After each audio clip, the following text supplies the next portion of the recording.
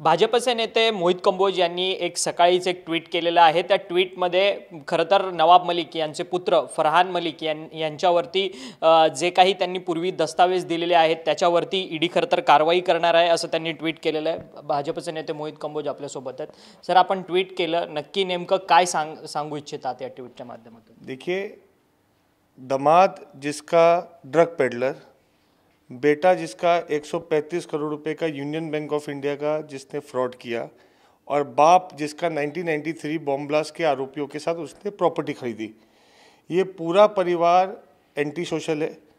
मियां नवाब मलिक को मैं birth certificate मांग रहा हूँ। मुझे शक है कि उनके पिताजी बांग्लादेशी हैं, मियां नवाब मलिक के। मैं आज की जो ईडी की इंक्वायरी हुई उसका स्वागत करता हूँ। जिस हिसाब से एसोसिएट कंपनी और टचवुड रियलिटी में एक कॉन्स्पिरेसी रचकर 135 करोड़ रुपए का यूनियन बैंक ऑफ इंडिया का फ्रॉड हुआ। 2021 में सीबीआई की जांच होने के बाद 2016 की बैक डेट में रेजिग्नेशन दिया गया। खुद यूनियन बैंक का पैसा एसोसिएट कंपनी से खुद की कंपनी के अंदर डाइवर्ट किया। एक ही एड्रेस के ऊपर सभी कंपनी फॉर्म्ड हुई, और जब उनको लगा कि शिकंजा उनके ऊपर कसता जा रहा है तो उन्होंने अपने को उस कंपनी से, फरहान मलिक ने अपने को उससे दूरी बना ली। लेकिन जो पेपर ट्रेल होता है, जो फुटप्रिंट्स होते हैं, वो कभी मिटते नहीं हैं। ये चीज़ मैंने 2 महीने पहले उजागर की थी, और आज मैं स्वागत करता हूं कि इन्फोर्समेंट डिपार्टमेंट ने इसके ऊपर कार्रवाई की है। ये एक शुरुआत है। मैंने पहले भी बोला था कि जिस हिसाब से लाल गठरी, आपको याद होगा, लाल गठरी जिसमें पूरे इनके परिवार के भ्रष्टाचार, 3000 करोड़ रुपए की संपत्ति और भ्रष्टाचार, एक भंगार वाले ने, कबाड़ी ने, भ्रष्टाचारी ने महाराष्ट्र को लूट के जिस हिसाब से उसने इकट्ठा किया है, ये जैसे जैसे गठरी खुलेगी वैसे वैसे नवाब मलिक के कपड़े उतरेंगे। आने वाले समय में ये शिकंजा और कसेगा।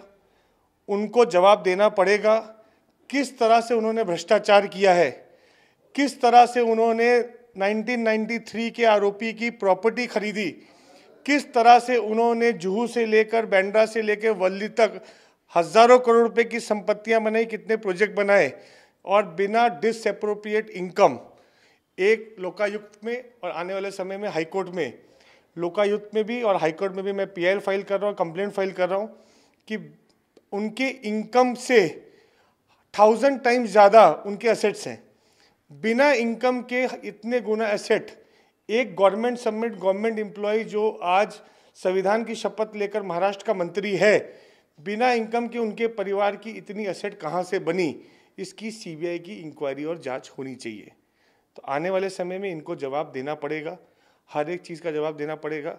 और ये बार बार सेंट्रल एजेंसी के ऊपर जो सवाल उठाते हैं, अब ये और सवाल उठाएंगे, क्योंकि अब इनके कपड़े और इनका चरित्र लोगों के सामने आ चुका है।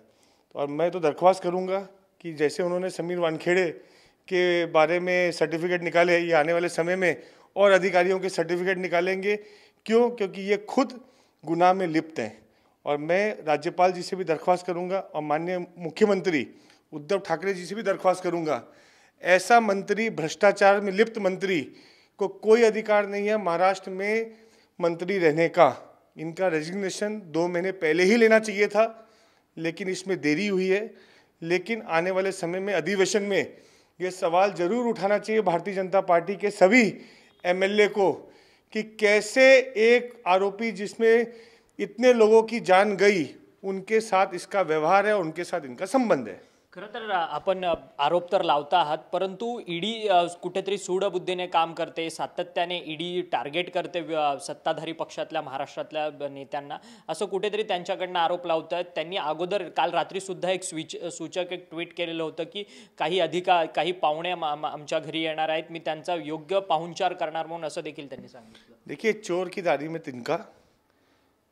नवाब मलिक को खुद को पता है कि वो चोर है, और चोर हमेशा डरता है। उसको डर था, इसलिए बार बार ट्वीट करता है मेरे घर पे मेहमान आएंगे, चाय तैयार है, बिस्किट तैयार है। अरे भाई मियां नवाब, तू चाय बिस्किट छोड़ दे, तेरे को अनिल देशमुख के साथ भोजन जेल के अंदर करने का समय आ गया है। खरं तर अनिल देशमुख यांना जी शिक्षा झालेली आहे तीच नवाब मलिक यांना होणार आहे असं भाजप नेते मोहित कंबोज यांनी आपल्याशी बोलताना सांगितलेलं आहे. व्हिडिओ जर्नलिस्ट सचिन चिंदरकरसह मी अक्षय मंकणी, TV9 मराठी, मुंबई.